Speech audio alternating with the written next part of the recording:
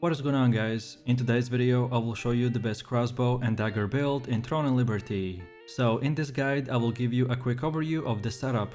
Then I will explain what skills and upgrades should you focus on. Then as well we'll see what is the best gear and how to get it for both the mid game and the full end game. And then finally we'll go over the weapon masteries, stats, your skill rotations, and even what guardian should you use, so we would be able to get the highest damage possible and much more. This is currently the highest DPS setup in the game. Because of your weapons we have extremely high damage, and if you use the right build, then you will consistently reach 20 stacks of thunderclouds, which will give us explosive damage, and you can activate this every few seconds. Crossbow and daggers are both unique weapons, because they are dual wielded. And what makes dual wielding so unique in this game is that for every attack you do with these weapons, there's a chance to get a double hit with their offhand. And on top of that, you can even increase the chance of this by using the selfless diffusion, which will increase our damage from 2 to 4 times. If you are looking for the best meta DPS build, then this is the one for you.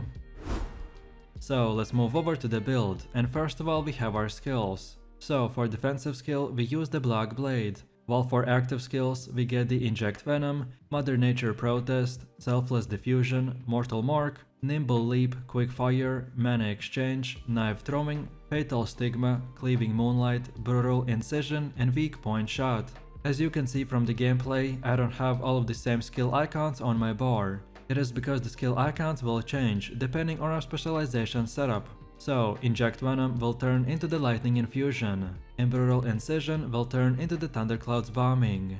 And then for passive skills, we get the Bloodlust, Nature's Power, Ambidexterity, Piercing Strike, Assassin's Instincts, Wrathful Edge, Destructive Fang, and Murderous Energy. Then as for skill upgrade priority, for active skills we mainly want to focus on the Black Blade, Quick Fire, Cleaving Moonlight, Brutal Incision, Inject Venom, Selfless Diffusion, and Mana Exchange. While for passive skills we focus on Assassin's Instincts, Wrathful Edge, Nature's Power, Piercing Strike, Ambidexterity, and Murderous Energy. And then for the rest of your skills, they're not as important, so just upgrade them as you progress through the game. Also, remember to always upgrade all of your skills to blue first before moving on to the purple. Next we have the skill specialization, and for Inject Venom select the Lightning Infusion and cooldown reduction. Then for Selfless Diffusion don't select anything. Then for Nimble Leap get the consecutive use and cooldown reset. Then for Mana Exchange get the skill effect enhanced. Then for Fatal Stigma get only damage increase. Then for Brutal Incision get the Thunderclouds Bombing. Then for Mother Nature Protest get the Lightning Arrow. For Mortal Mark don't select anything. Then for Quick Fire get 3 of these, so the minimum chain fire, damage increase and cooldown. For Knife Throwing get additional hit. Then for Cleaving Moonlight select the consecutive use, effect accumulation and attack speed increase. And finally for Weak Point Shot don't get anything. Next we have the weapon mastery, and this is how it should look like for the crossbow. So take a look at the middle and get everything from the mystical region until the cold vision. Then now go to the bottom and select that entire row.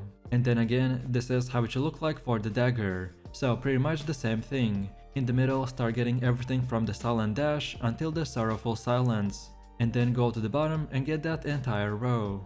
Next, let's take a look at our gear, and all of these items you can easily farm yourself, which means that I specifically found items that only require for you to grind specific spots, and not use Auction House if you don't want to. And also, if you are looking for leveling or farming gear setup, then I recommend for you to watch my leveling guides which are already up on the channel. So first off, we are using the Rex Chimaeru's crossbow, with traits like the hit chance, heavy attack chance and added attack speed.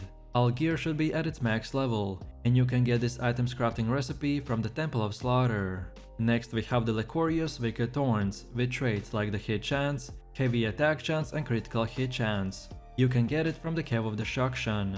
Next we have the elusive Hex Weaver Hat, with max health, melee evasion and cooldown speed. You can get it by defeating NPCs, such as the Excavator 9 or the Worker Ant.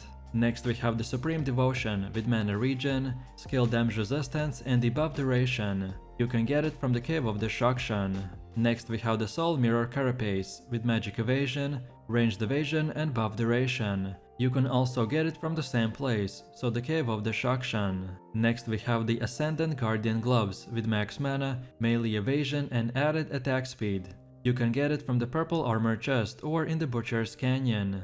Next we have the elusive Hexweaver Pants with max health, magic evasion and debuff duration. You can get it by defeating NPCs such as the Excavator 9 or the Acid Ant, but to be honest any other blue piece will work fine as well. Next we have the Ascendant Guardian Shoes with max mana, mana regen and melee evasion. And as this is our second Transcendent set, so we will get 7.5% cooldown speed.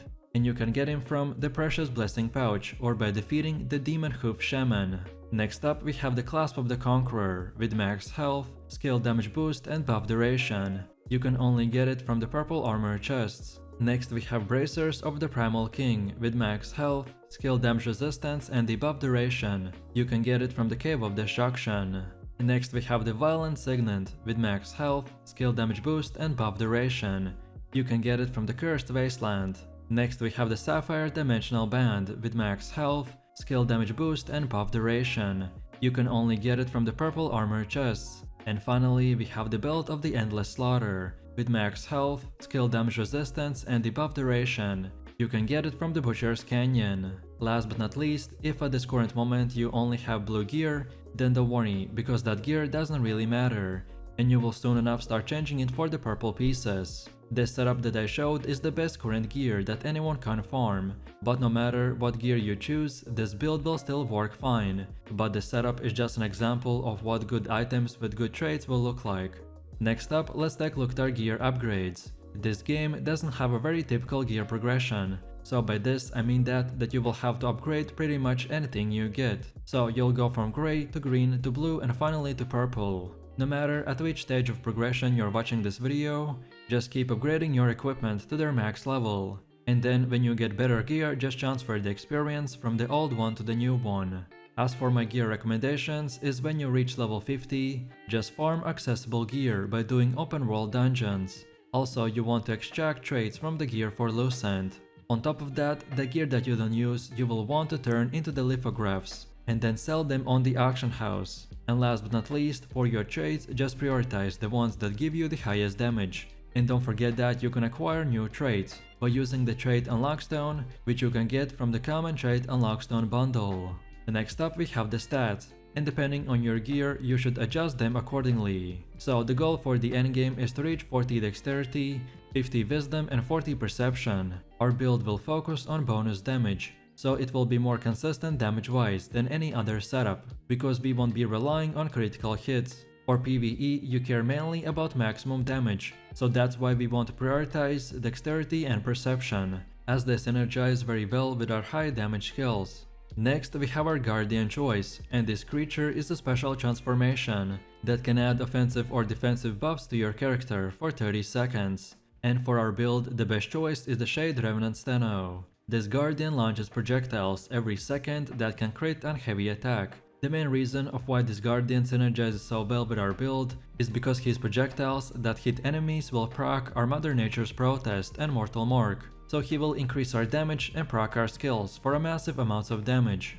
And now finally we have come to the gameplay. So the highest damage rotation is to first of all use the Lightning Infusion, then Mother Nature Protest, then Fatal Stigma, then Mortal Mark, then Cleaving Moonlight, then Quick Fire, then Selfless Diffusion, then Thunderclouds Bombing for the first time, then the Knife Throwing, then Cleaving Moonlight again, and then finally the Thunderclouds Bombing again. And then from here we just rinse and repeat. So pretty much our main goal is to buff our damage and build up the Thunder stacks, so then we can use the Thunderclouds Bombing multiple times to do massive amounts of damage. Also, there are a few tips that you need to keep in mind. So first off, you will want to use the weak point shot every time that the enemy uses a fury attack, and this will help you to maintain high DPS. Also, only use the first attack of the Cleaving Moonlight every time it's ready. The second attack should never be used, because you gain attack speed while it's up. Then as well, if you ever run into mana issues, then use the Mana Exchange and the Block Blade, because these two skills are great sources of gaining and maintaining your mana throughout the rotation. And then finally, remember that the dexterity is the main attribute of our build. Having high attack speed increases the animations of your skills, which will allow us to get more skills every second. thus increasing our DPS even further. And that's about it. So if you enjoyed this video, click like, subscribe and comment. If you're interested in more content, then check out my channel and I will see you in the next one. So take it easy, peace.